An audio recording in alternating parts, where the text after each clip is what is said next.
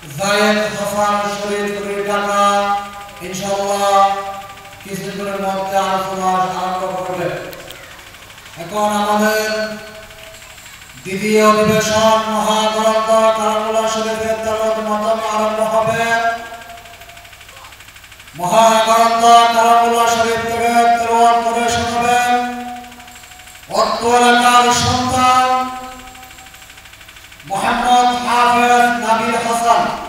মোহাম্মদ হাফেজ নাবিল হাসানকে তার সমুদ্র কণ্ঠে মহাগ্রন্থ কালামুল্লাহ শরীফ থেকে তেলাওয়াত করার জন্য আহ্বান করছি। সম্মানিত উত্তরাকার মুসল্লিরা, আপনাদের প্রতি আমার শুকরিয়া।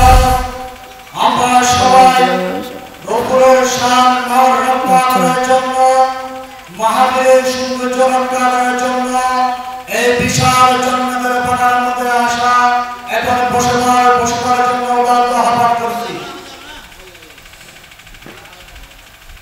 আসসালামু আলাইকুম ওয়া রাহমাতুল্লাহি ওয়া বারাকাতুহু।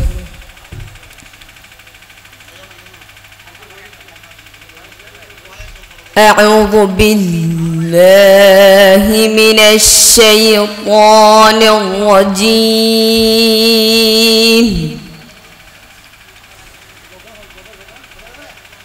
بسم الله الرحمن الرحيم.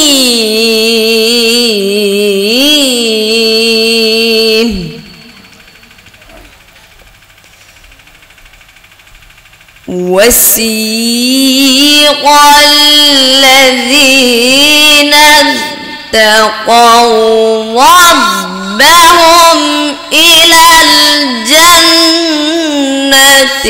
زمرا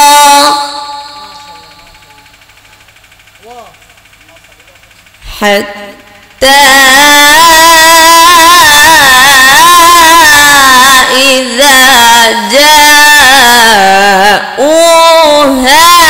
وفتحت أبوابها وقال لهم خزنتها